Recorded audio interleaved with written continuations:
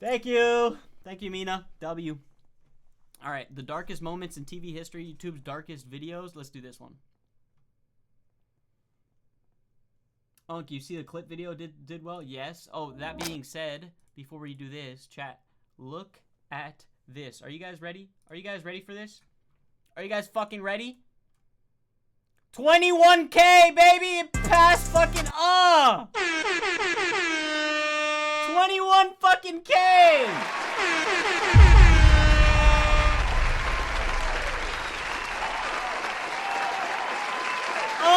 More like, yeah!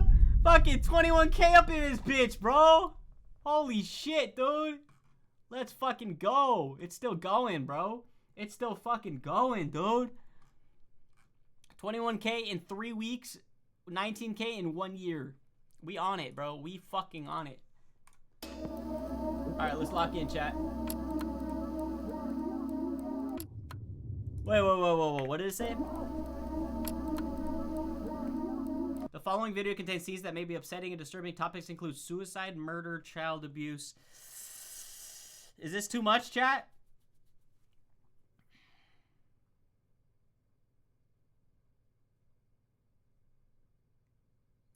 You sure? It's gonna be a rough one.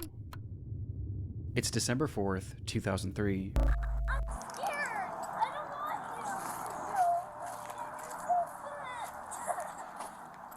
I'm gonna go try to get them to stop doing that. A police officer walking in a local park in Arlington, Virginia, is approached by a concerned family, claiming that someone in a nearby neighborhood had been shooting off a flare gun. The officer could hear it too, and following the sound, he eventually found himself at the home of 56-year-old James Yu. The man lived alone in his half of this duplex, and was described by neighbors as a recluse known to exhibit unusual behavior. Across his social media, he made posts claiming that he was the victim of fraud at the hands of all sorts of government agencies, as he had a deep distrust of the US government as well as law enforcement, and he believed that numerous people were attempting to kill him, like his ex-wife, the FBI, and even his neighbors. His posts seemed entirely nonsensical, and so did many of his actions.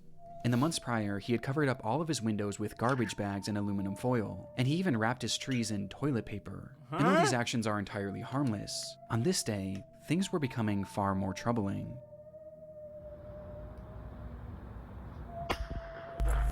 When police arrived at his home, Yu would be seen firing his flare gun out of his window and into the air, over and over again, and despite repeated attempts to get him to stop, Arlington County Police!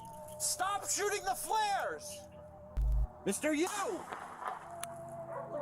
he didn't let up, shooting 41 flares in the span of just 25 minutes. What? And he did it all with no explanation. Who has that many In fact, he fucking didn't even say a single flares? word. Understandably, police were eager to get Yu out of his home for questioning, as at this point it wasn't obvious whether or not he was a threat. And so for hours and hours they called out to him, first asking and then demanding that he exit his home. James, Arlington Police, come to the front door with your hands up. Do it now. We have your building surrounded. But still, there was no response. Growing impatient and worried that Yu might be planning something, the police would eventually bring in a specialized vehicle to bust down the door and spray the inside of the home with gas, all in an attempt to draw Yu inside. James, stay away from your front. Bruh! What the fuck? Boys brought out a fucking tank! Door. Stay away from your front door, James. Yo, what the? I need that shit. I need this whip. I need this shit right fucking now, chat. Someone send this whip to my P.O. box right fucking now. And in response, Yu began firing once again. Only this time, he wasn't using flares. Oh shit.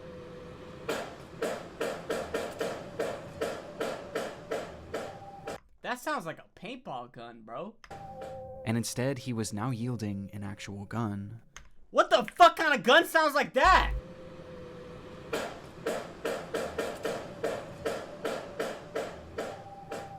And instead, he was now yielding an actual gun.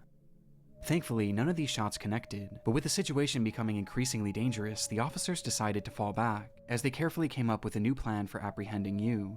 Though whatever they had been planning would never come to fruition.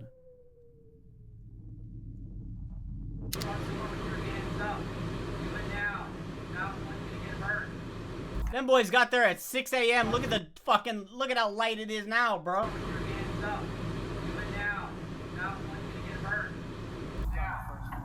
Yeah.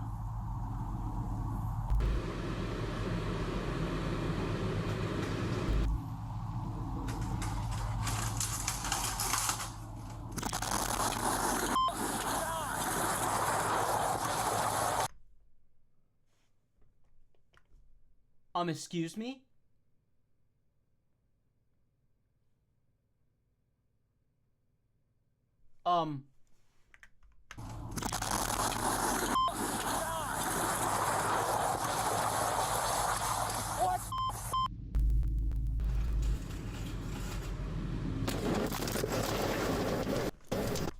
Ah!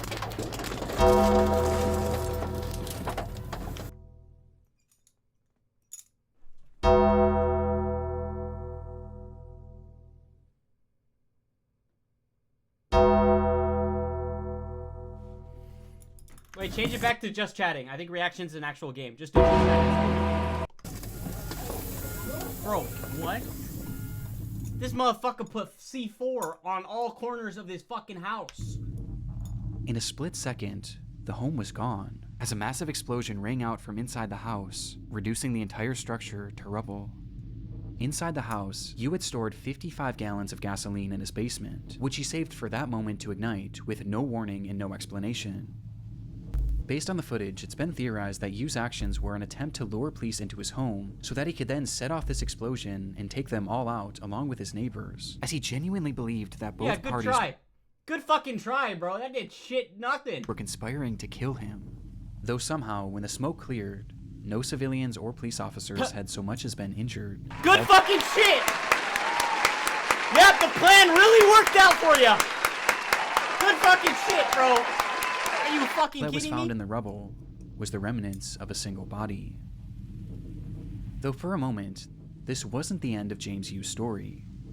Before that body could be identified, reports across social media began emerging showing that James Yu was somehow still alive. Oh, motherfucker, dude. He built an underground fucking tunnel and it's obvious America convicted the world to litigate against me. Y'all are fucking pathetic. Insiders accessing my accounts, etc. My neighborhood is crawling with spies. Mr. and Mrs. Surveillance with neighborhood cameras recording everything, then passing the video and audio to other parties who then pass the information to the media and government entities. After the blast, comments were being made on what appeared to be Yu's YouTube channel. Bro, look at this fucking fool, bro. Do you not see this fool? Look at this fool. Are you fucking kidding me? Who wants this as a new emoji, bruh? Where he stated that this whole thing was a cover. Everybody is witnessing them, attempting to silence and crush me. Their attempts to trick via reverse psychology, though. For example, media headlines is pathetic. They do this to anyone who's worked for them. And that he wasn't even inside the home when the standoff started, which looking back, we never actually see him, and we also never hear his voice. Numerous posts pointing out this development would go viral and cause mass confusion about the story, which was only heightened when it was revealed that the body inside that building was in fact James Yu. Though in the end, it wasn't really as mysterious as some originally thought. As it turns out, the posts showing these comments You're being lied to. The US government wants me dead because they assume I'm a failed to traitor. realize that this wasn't actually Yu's account, and instead it had a completely different username, with the account likely having been created as nothing more than a hoax. James Yu, different username, what, James me? To this day though, there are some that still believe that this was all some sort of massive cover-up. But in reality, it just seems that this was the result of a man gripped by crippling paranoia and loneliness, with it all Gripped by crippling paranoia and loneliness. Good adjective. coming to a head in what has gone on to become one of YouTube's darkest videos.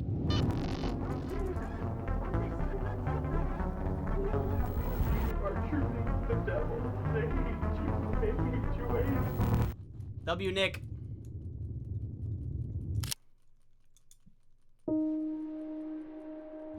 The internet is a dark and disturbing frontier. This year alone, countless people have fallen victim to high-profile data breaches, raising serious concern about personal information security. Ticketmaster experienced a breach compromising over 560 million of their customer records. But most alarming of all, the National Public Data announced that they too had suffered a breach, where a staggering 2.9 billion records were leaked, potentially impacting every single American. And these leaks included critical personal information, such as full names,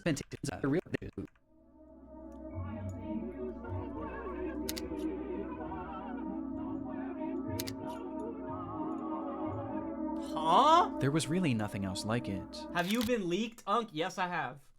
Some dumbass leaked my phone number, and then I started getting mad calls, and people like fucking threatening that they have my mom and shit, and like threatening to kill my mom. Yeah, dead ass. No, this was dead ass, bro. So they have my mom and like threatening to kill her and my family and like all that shit for what? Literally, I have no idea.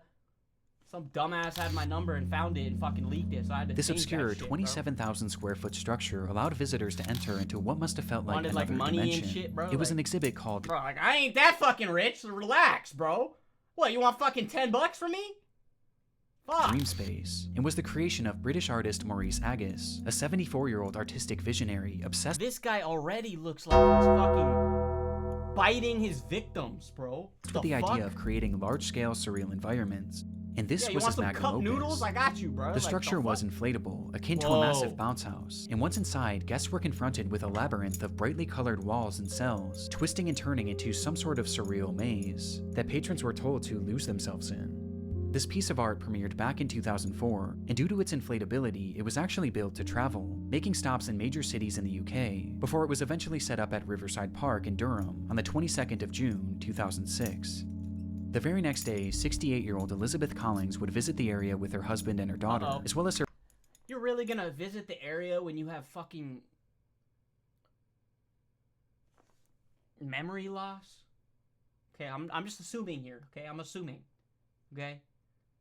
But like, bitch, if you got memory loss, don't go in a fucking maze, bruh. her 14-year-old grandson. And spotting this unusual structure in the distance, Elizabeth's grandson insisted on checking it out, excitedly taking off his shoes and running inside. She definitely And while the makes rest of the good group was more cookies. apprehensive about entering, Elizabeth eventually decided to accompany him, leaving her husband and daughter on the outside, though not before turning back to them and joking that she was going in to find peace and serenity.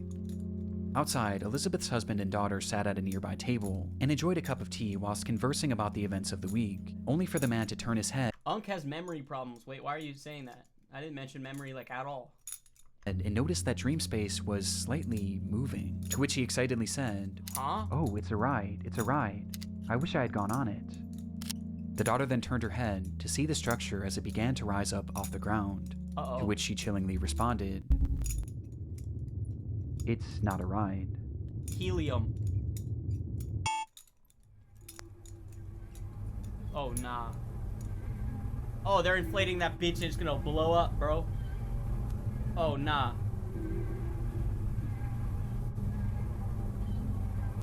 Oh, nah. Huh? Huh? Huh?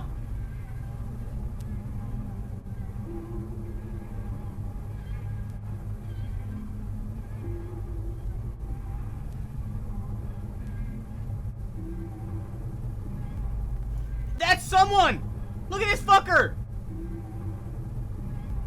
Oh, nah, bro. In that moment, Dream Space had snapped from its moorings and was blown into the air by a massive gust of wind. Agus just so happened to be standing at the entrance as it began to shift, and noticing what was happening, he grabbed on as he desperately tried to hold down his entire life's work, though clearly this Good was idea, bro. of no use. And after being lifted in the air, his grip failed, sending him falling back to the ground below, where he lay staring up at his creation that was now flying 30 feet above him. Oh, nah, bruh. What is this camera? National fucking park cam? Like, the fuck? Oh, nah, bruh.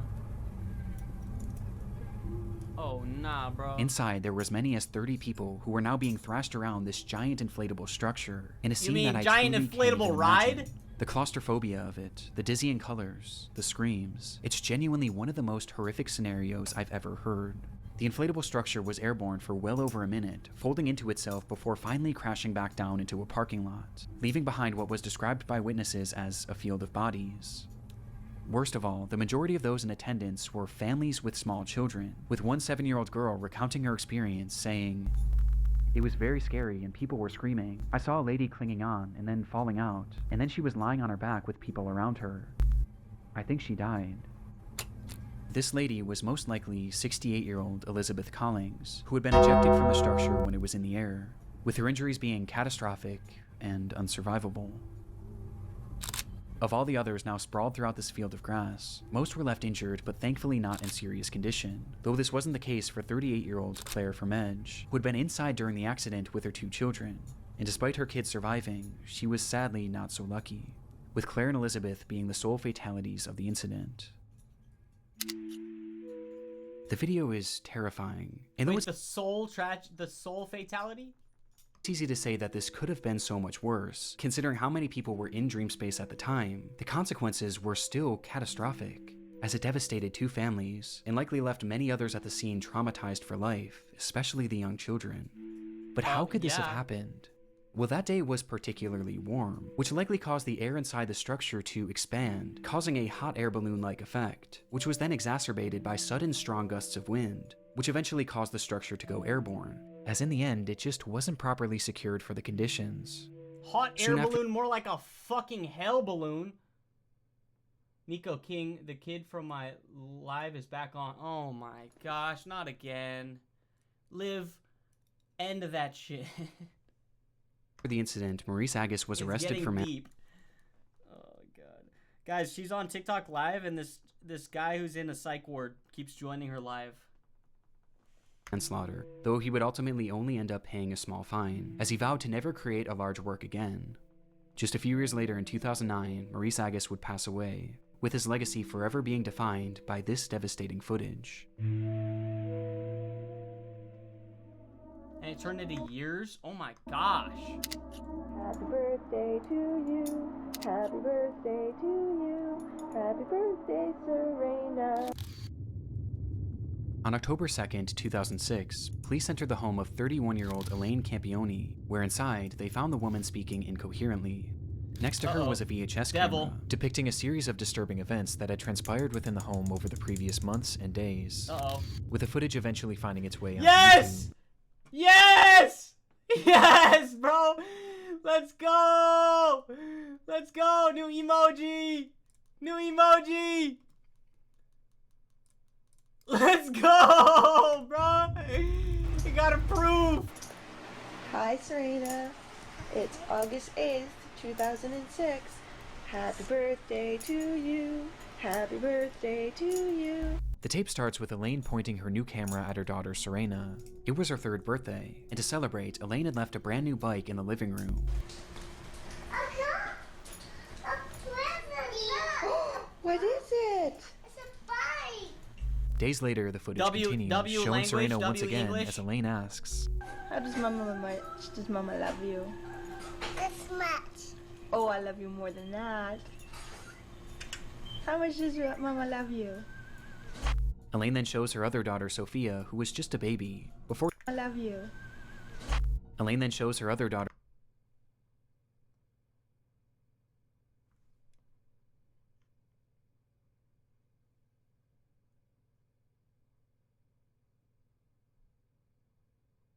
Sophia, who was just a baby, before turning the camera on herself and showing the kids how the device worked. Hi! See how the camcorder works? Look. Yeah, it's a virus. Look. Hi! Is that Mommy? Hi! So far, the footage seems like nothing more than your standard family home videotape, and appears completely wholesome. Alright, predictions, chat. What do you think? What do you think is gonna happen? What do you think is gonna happen, chat? Do you think that With the next this kid's gonna freaking film her mom like recording, the tone begins to shift, dying? and things start to become slightly concerning. Uh-oh, bro. This is a deplorable, horrible, messy, filthy apartment that supposedly my 2 children and I live in, and it's just a horrible, horrible mess. Yeah. Wait a Children second. and I live in, and it's just a What?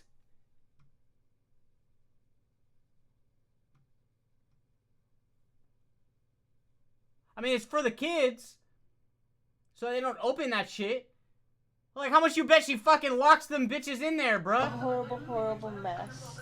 Yeah. I think Diego Campione is totally in the wrong, and I hope he burns in hell for all his sins, the same as Leonardo.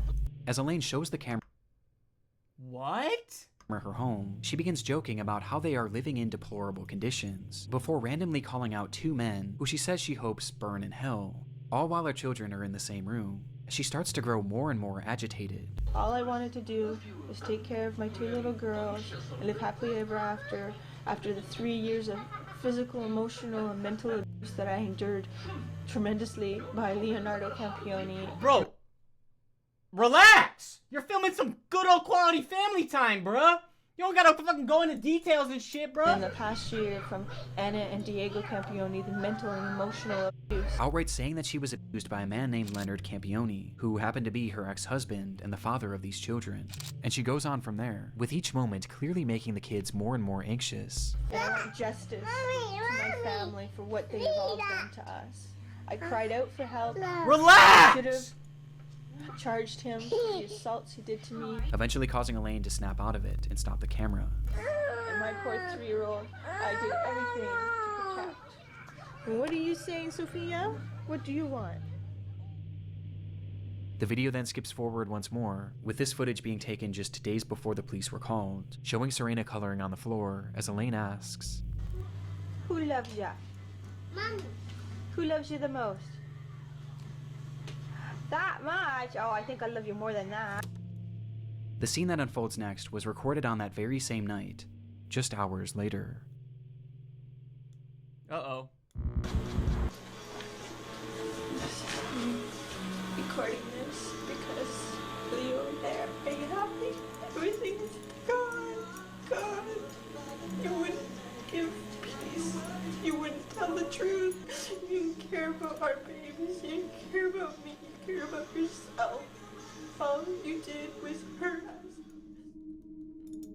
In the video, Elaine states that everything is gone, as she speaks to Leo directly, accusing him of having ruined their lives with his constant abuse. You are truly the devil.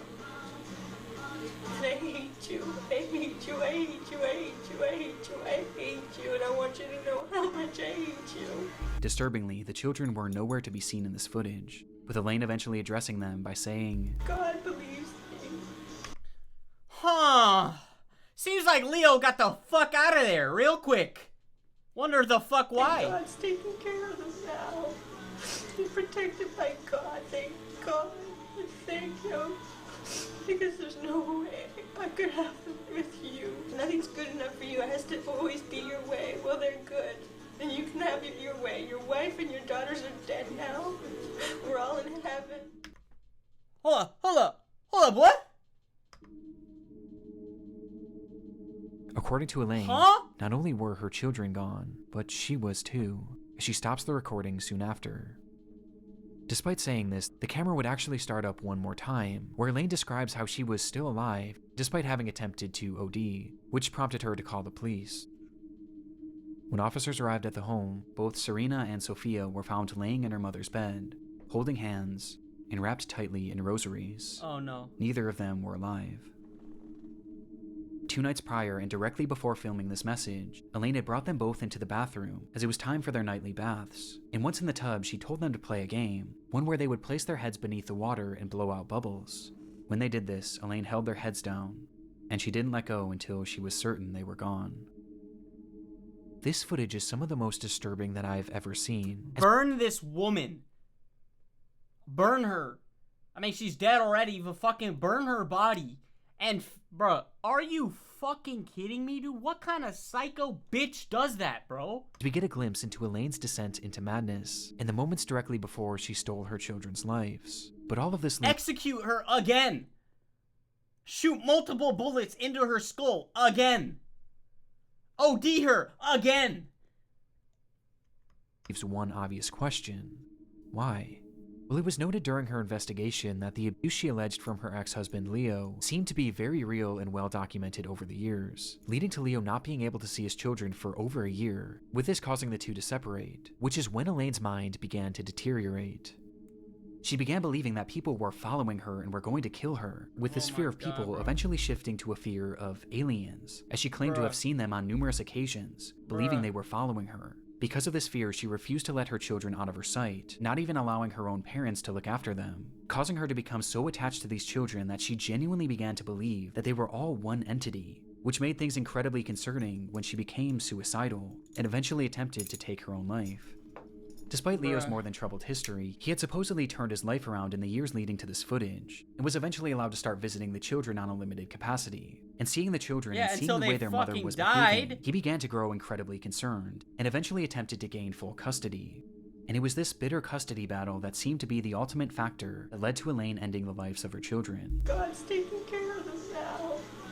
He's protected by God, thank God. Thank you. Because there's no way I could have them with you. Elaine Campione would be charged with 2 counts of murder and would eventually be sentenced to life in prison. She didn't die? It was just the 2 kids that died? Oh, hell no, bruh. Possibility of parole after 25 years. Today, she's held in a minimum security prison, where she's free to leave once every weekend to attend church and other functions. Are you kidding me? Are you kidding me? Are you kidding me? Are you fucking kidding me, bruh? To attend church? Nah.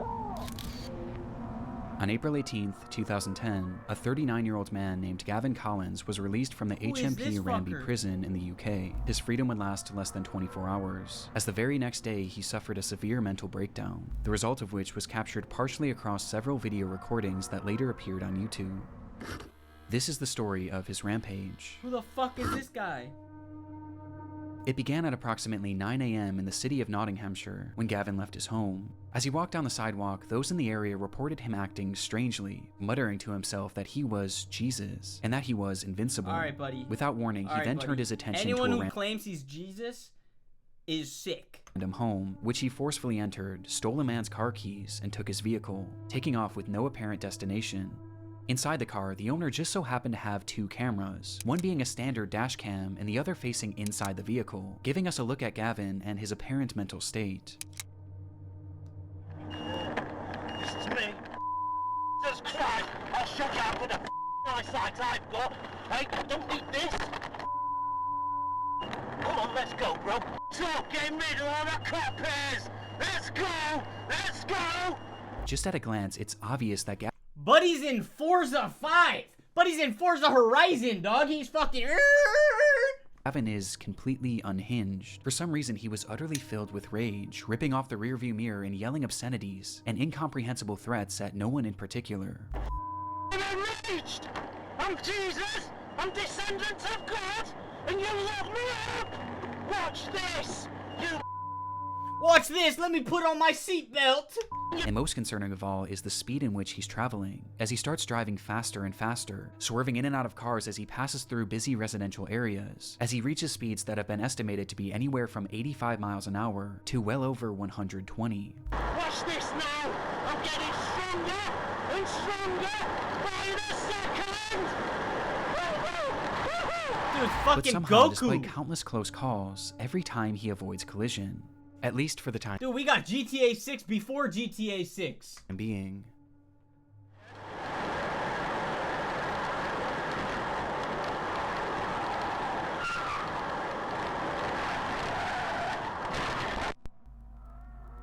Yeah, goodbye. In an instant, Gavin smashes the vehicle into a brick home at full speed, Goodbye. with the impact being devastating. And yet somehow, through the destruction, Gavin was not only still alive, but completely unharmed, and also completely unfazed. Yeah, because he's Jesus, Pulled himself from the apparently. wreckage and immediately turned his attention to a woman driving nearby, and within moments he had forced his way into the vehicle, and was behind the wheel once again, continuing this deranged driving spree, until once again he crashed. And much like the initial collision, he survived, walking away unscathed before turning his attention to another random home. In pursuit of stealing his third vehicle, he grabbed a nearby concrete slab and began to smash through the home's doors, bloodying his hand in the process, before eventually making entry. Inside were a mother and her 2 children, one of which was 5 years old, and the other wasn't even a year. Gavin Why can't it be fucking James Yu's house, bro? Like, why does it have to be a fucking mom and kid, bro? Like, come on. Yelling and demanding that the mother give up her car keys, telling her that he was Jesus and that, because I am Jesus, I will kill you if you don't give me the keys. And without hesitation, she did as he said. Gavin then went to each member of the family, and with his injured hand, he drew crosses on their forehead, out of his own blood, before taking off with his third stolen car.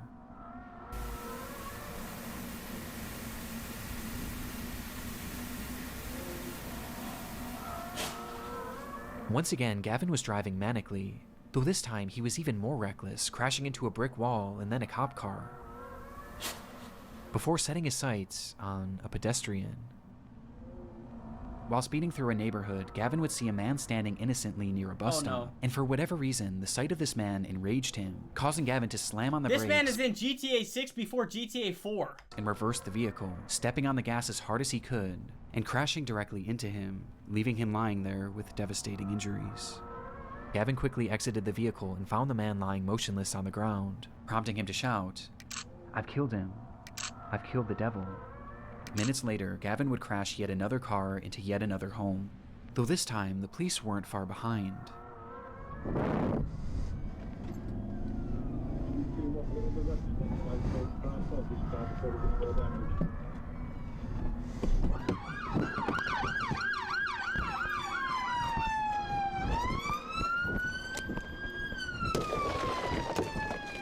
Huh?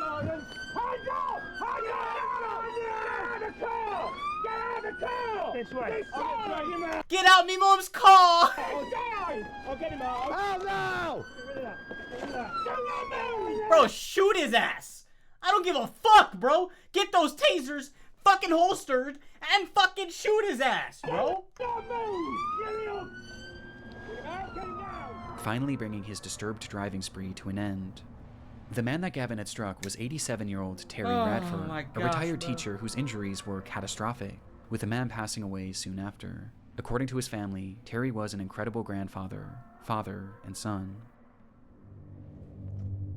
The footage is genuinely horrifying, but what's most shocking of all is the fact that any of this was even allowed to happen. As stated previously, this was Gavin's very first day out of prison, and based on the behavior he exhibited whilst in prison, he really should have never been released. Yeah. Gavin was granted an early release in March of 2019 for charges based around burglary. Amazing. But just as he was set to be freed, it was discovered that he had submitted an adulterated drug test, which caused his case to be re-examined and resulted in his release being postponed. In response, Gavin lost his mind. Later that month, he assaulted a prison guard before spraying him with an unknown liquid that contained bleach, before proceeding to set his cell on fire and attacking another officer with a piece of wood. What the fuck? First of all, where's he getting this fucking liquid bleach? Second of all, where the fuck is he getting wood? And third, how the fuck is he setting his fucking prison cell on fire, bruh? The fuck is wrong? What the fuck is fucking shit, dude? Are you fucking... Due to his actions, Gavin was placed into an isolated cell, where less than a week later, he started yet another fire. And when an officer entered his cell to put it out, Gavin struck them in the head and pulled out a plastic knife, threatening to slash... Where the fuck is he getting this shit, bro? This dude's in GTA with a full-ass inventory. ...him, stating that it would be a thrill to kill him.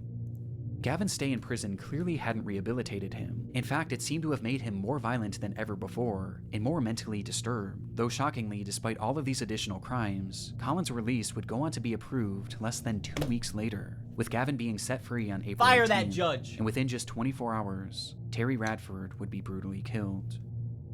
Gavin was sentenced to 21 years in prison, and during his trial it was 21?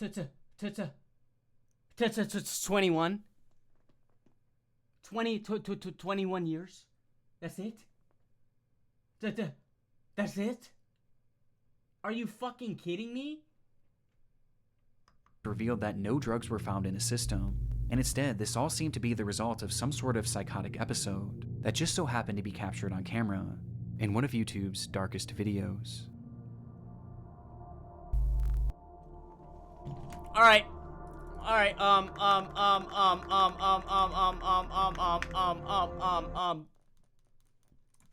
Okay, Patrick, this is it. The first step on our road to living fancy. Just follow my lead. Good afternoon, sir. Could we interest you in some chocolate? Chocolate? Did you say chocolate? Yes, sir. With or without nuts. Chocolate? Chocolate! Chocolate! Chocolate! Chocolate! We'll work as a team. Let me get this customer warmed up, and then you come in for the kill. The kill. Yes? Hello, young lady. We're selling chocolate. Is your mother home? Mom! What's all that yelling? You just can't wait for me to die, can you? They're selling chocolate. Chocolate? Yeah. What are they selling? Chocolate. What? Chocolate. I can't hear you. They're selling chocolate. They're selling chocolate? Yeah. Chocolate.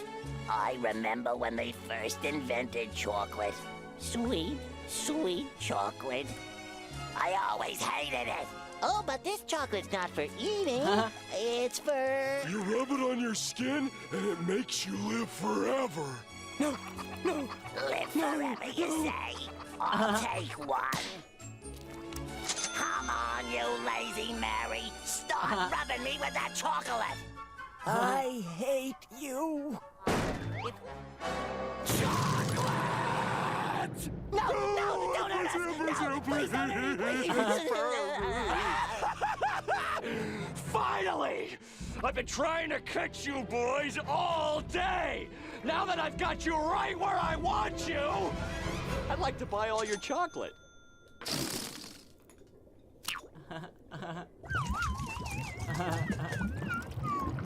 Thank you for your patronage.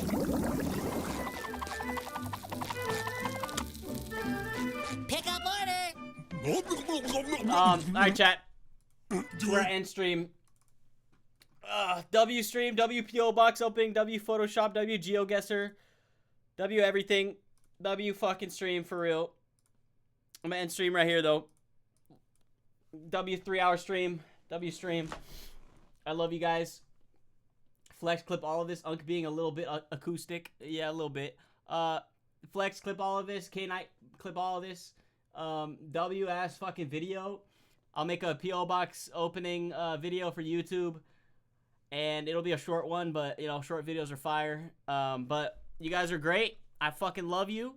And I will see you guys the next stream, which is probably going to be sometime.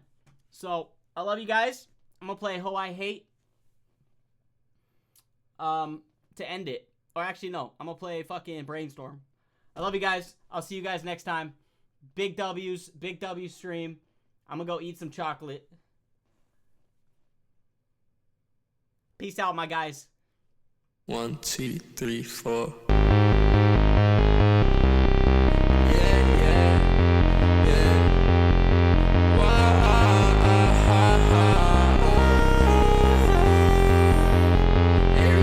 I feel high all the time, popping tags, yeah. I done lost my mind, I lost my rainbow, dad, I lost my pride. I bought another one, think I need more time. Like, get away from me, get away from me. Like, I just booked a flight out for the whole damn team. That's the whole damn team, that's the whole damn team. Go calculate my pockets, I don't know about lean. Move your body.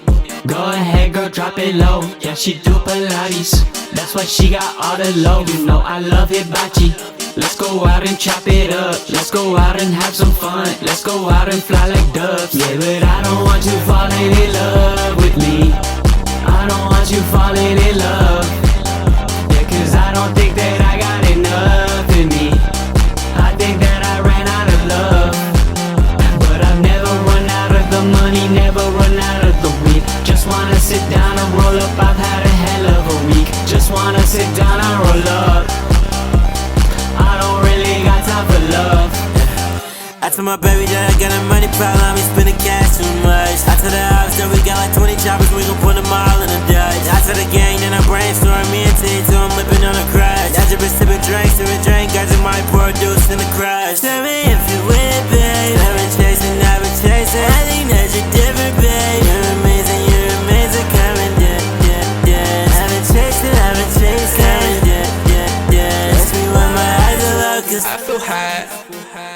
the time. I'm popping tags, yeah.